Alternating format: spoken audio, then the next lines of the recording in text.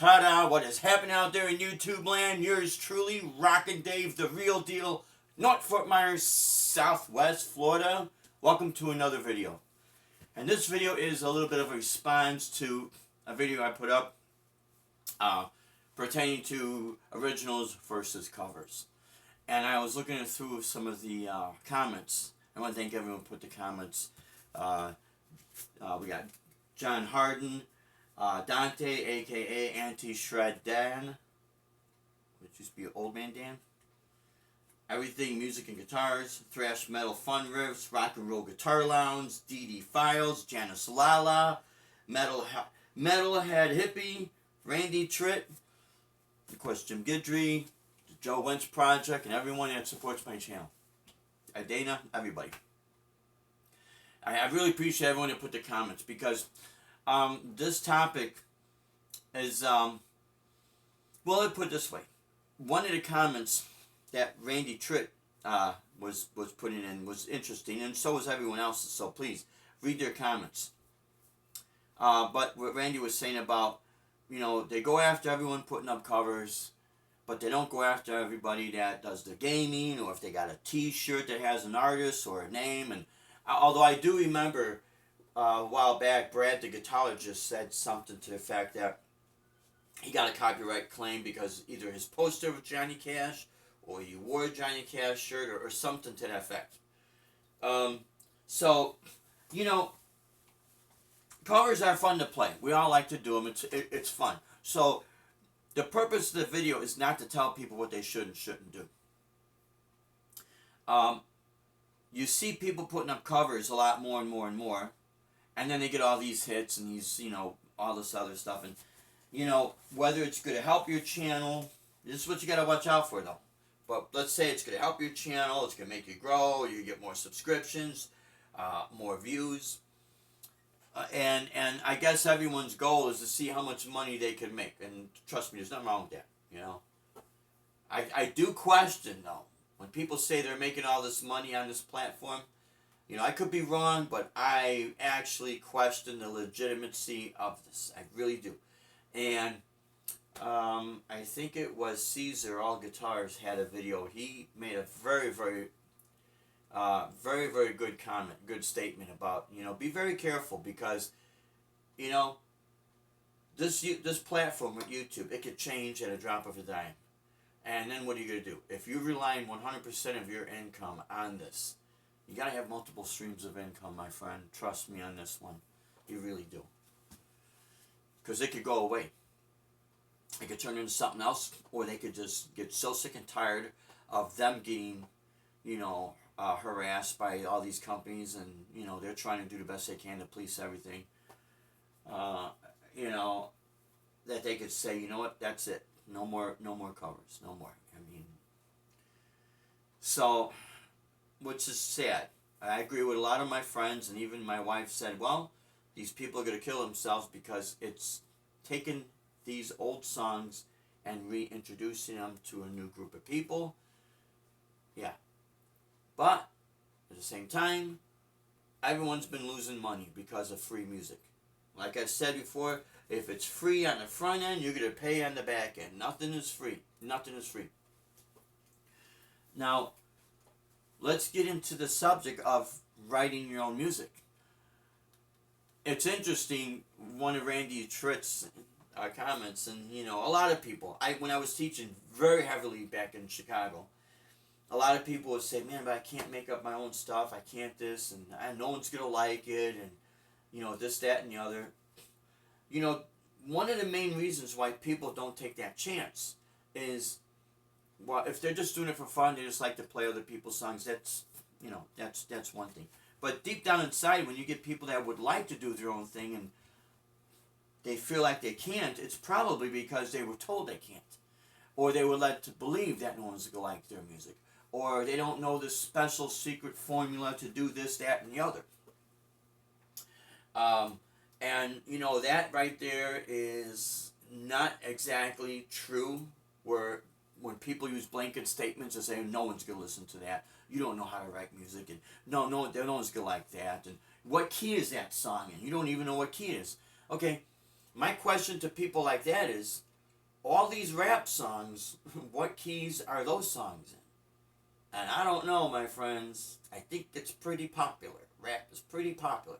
It's not my thing, but other than having very strong rhythms and beats, and rhymes and that, what key are those songs in? What I will give to a lot of your rappers is they found a way of getting around all this. They had a certain style of music, or a certain set of talent, and they ran with it. They got a following, and boom, they're making money. Because the standard was, you got to have a certain key of the song, and the scale has to fit that chord, and you have the intro, you have the verse, you have the bridge, you have the chorus, you have the solo, whether it's a guitar solo or a keyboard solo or a saxophone solo. All those have stand the test of time, absolutely. But when people are afraid to put their own music out, there is a reason for this, and 9 times out of 10, it's intimidation.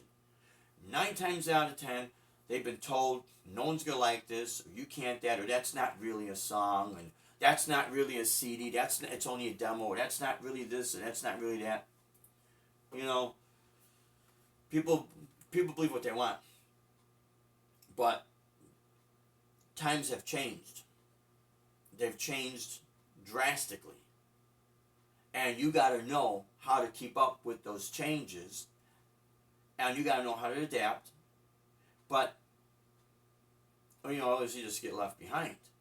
But now, at the same time, if you feel strongly, let's backtrack. What is a song? A song is really a bunch of chord progressions.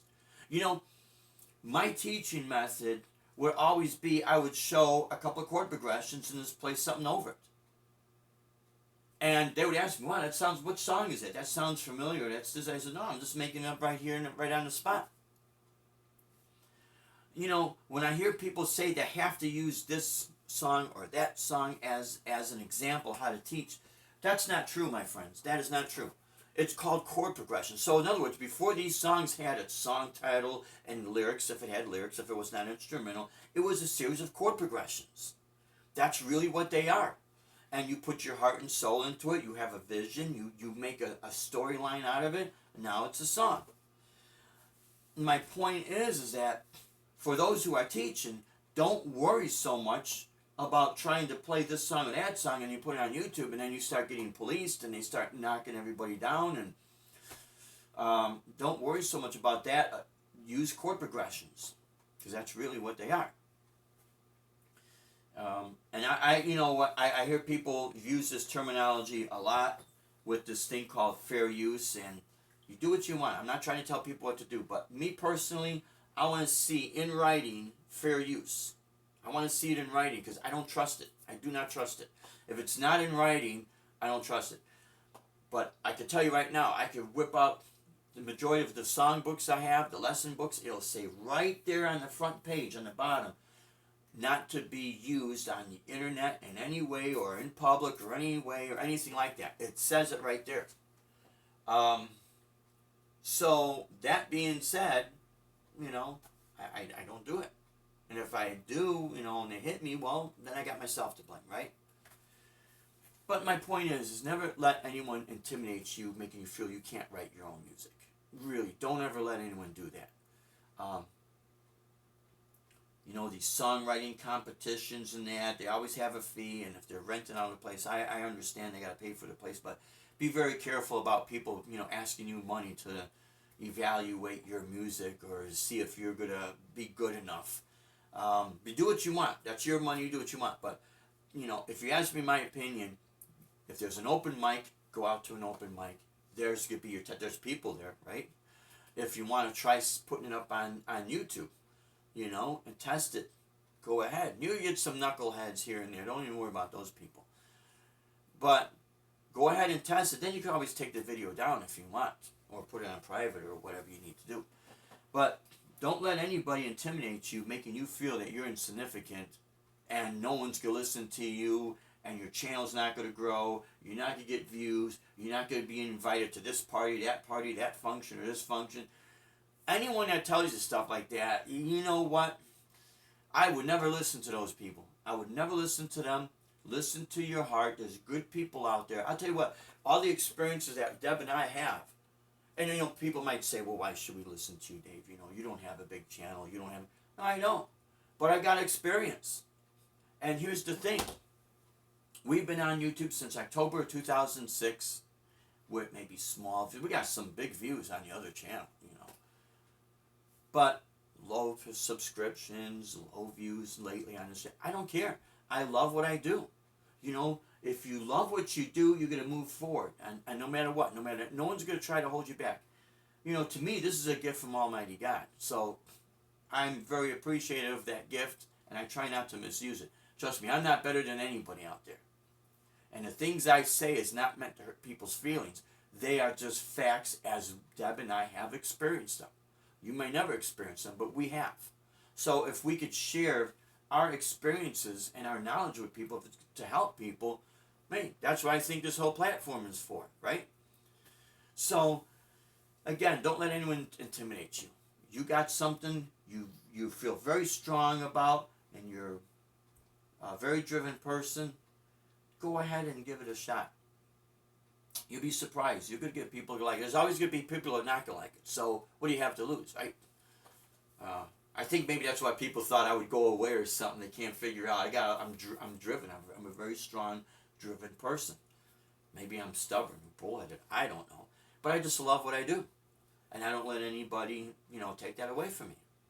So you do the same thing. Again, play what you want. Do the things that you want. Spend your money where you want, however you want. But be very careful if people got the handout and they're going to say they're going to help you and all they're doing is sucking money out of you and you're not seeing any results. Trust me, to test if anyone likes your music, open mics are usually free. You buy a cup of coffee maybe or a soda or whatever, you know, but usually they're free. So give that a shot, my friends, and then see down the road what works for you. All right, my friends, thank you so much for watching this video. Until next video, you stay safe, you stay true, rock on, and God bless you, my friends. Thanks for watching.